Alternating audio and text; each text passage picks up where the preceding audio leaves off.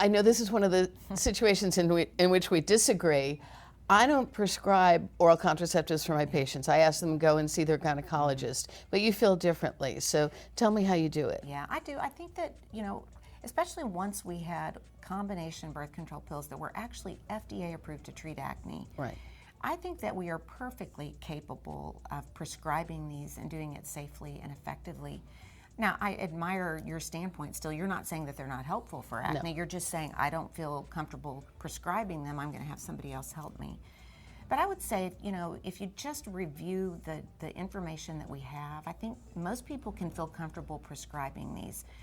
And I could talk a long time on this, so you may have to shut me up on this. First of all, I would say, find one or two that you're comfortable with. You don't have to write 15 of these. Yeah. Find one or two combination pills, and it might be one of the 4 that's FDA approved for acne. It might not, but pick one or two that you feel comfortable with. There are 4 that are FDA approved to treat acne.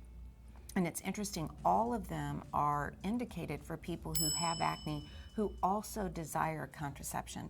And that's, I think, all about risk and benefit. Yes. Because, there's a risk associated with an unwanted, unplanned pregnancy. That's true. And so if somebody needs contraception, I think you're going to win every time. So you're basically saying that officially the FDA does not approve oral contraceptives for the treatment of acne in people who do not also desire contraception.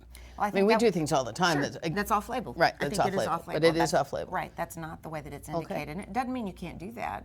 I think what it changes is your discussion of risk and benefits. So with oral contraceptives, if you're going to be the prescriber, some things you need to counsel about are, for example, the risk of clotting. That's, VTE, venous thromboembolic events. Now, if somebody becomes pregnant, their risk of VTE just went up. And so if they're really using this to prevent pregnancy, that's what I mean about you've got this win. Right. But in somebody who's not sexually active even, and then we're using this, now you've got a different discussion.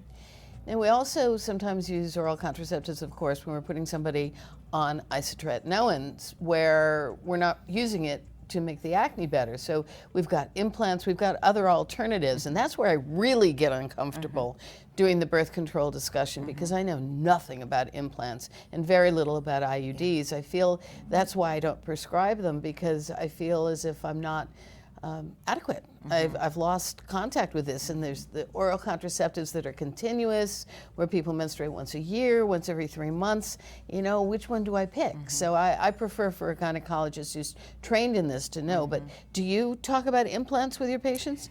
Not a lot, and it is something we should probably talk about more, because they're long-acting. They're probably the best at preventing pregnancy. I certainly feel most comfortable with the oral contraceptives because they're also FDA approved for a condition that I treat. Right. I would also say that many of my isotretinoin patients, if they are going to go on contraception for isotretinoin, they want to start it a month before, but they want to stop it too. This is not going to be something that they want to stay on long-term for contraception. If they do, then this might be a place where you would say, I need you to go see your primary care or your gynecologist and talk more fully about what some of your other options are. So you're doing short-term and letting them do long-term. Right. That's Something that has an easier exit ramp at the end of treatment. But I think we can definitely conclude that you either do it well or you pass it on. Right. So, and part of doing it well, Hillary, is knowing just how to use them. Okay, so a couple of things there. People can start it on the Sunday after their most recent menstrual period. That's one way to prove that they're not pregnant. But all we're doing when we do that is proving that you're not pregnant. So if somebody has a negative pregnancy test, for example, they can start the birth control pill at any point in the cycle. It doesn't matter. It's just, we just don't want them to be pregnant. This is a place too, there's really valuable information in the package insert. It tells you what to do as a patient if you, for example, skip a pill. Okay, so you get up Wednesday and there's Tuesday's pill. Now what do you do? So you take both of them at the same time. So I always tell people with this one too, read that package insert. Get in there and and it will tell you some very practical tips. But also even talk, I love to talk about 3, 6, 9, 12. Yes. So there is, I think this is one of the probably potentially scariest risks with oral contraceptives, and that is the risk of venous thromboembolic event.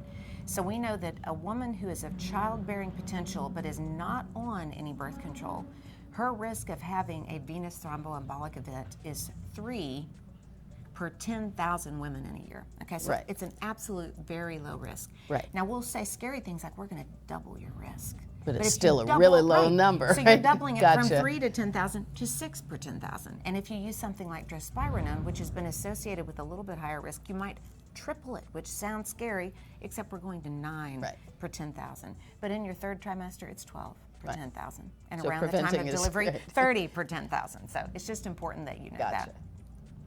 Well, so I guess I feel a little bit more comfortable. Right, right. And there's even positive things. We don't talk enough about this, but birth control pills protect against ovarian cancer, endometrial cancer. They regulate the cycle. They help Right. to prevent pelvic inflammatory disease. People a lot of times are like, wait, if I'm treating acne, what if I'm using a tetracycline? There's no evidence Right. that those negate each other. You know, the drugs that have been associated with lessening the effectiveness of birth control are rifampin and griseofulvin, but not That's not what we're tetracycline, using. not Right. minocycline. Exactly. Not those. So when the patient comes in and you're going to put them on oral contraceptives, what questions do you ask? What exam do you do? What do you want to see? Well, the exam part's pretty easy because the only piece of exam that I think is a good idea is getting a blood pressure. You know, the idea of having to do a pap smear or a bimanual pelvic exam, even the World Health Organization says that is not necessary prior to safely prescribing an oral contraceptive. So you can take that one off of your list. But you do need to take a great history because there are reasons for people not to take a birth control pill. Right. There are people who are just not good candidates. Those would be people who are pregnant, for example, somebody with a current history of breast cancer, breastfeeding in less than 6 weeks postpartum. It's funny, the guideline says age greater than 35 and heavy smoker more than 15 cigarettes a day. I will prescribe these to people older than 35, but I don't care if they smoke 1 or 15 cigarettes. If they're a smoker, No go. Right, they can. Right. They may still be able to get one, but it doesn't need to be from their dermatologist. Hypertension is a contraindication, and that's why we should document that blood pressure when they come into practice. If they have diabetes, that's a contraindication. A history, of course, or a current DVT, because remember, these are already associated with an increased risk of VTE, or Right. venous thromboembolic event. It's not a massive shift, but it's enough that we need to be aware of it. I always hear pause and remind people of 3, 6, 9, 12. So a woman's baseline risk of having a venous thromboembolic event, if she's of childbearing potential but is not on any hormonal contraception, is 3 per 10,000 women in a year. So the absolute risk in this age group is very low. And so it sounds so scary when we talk about doubling or tripling the risk. But if you're doubling or tripling a risk that is very low, it's still very low. Right. So on a birth control pill, now you've gone from 3 to 6 per 10,000 women in a year. And if it's a drospirenone containing pill, you've gone from 3 to 9 per Right. 10,000 women in a year. But if they're pregnant during the third trimester, it's 12 per 10,000, and around the time of delivery, 30. And so that's back to balancing risk and benefits in somebody who has acne who also wants contraception versus who has acne and they don't need contraception. They're not sexually active. That's a different risk-benefit ratio. But I would also say you need to be careful with migraine. And migraine is a tricky one.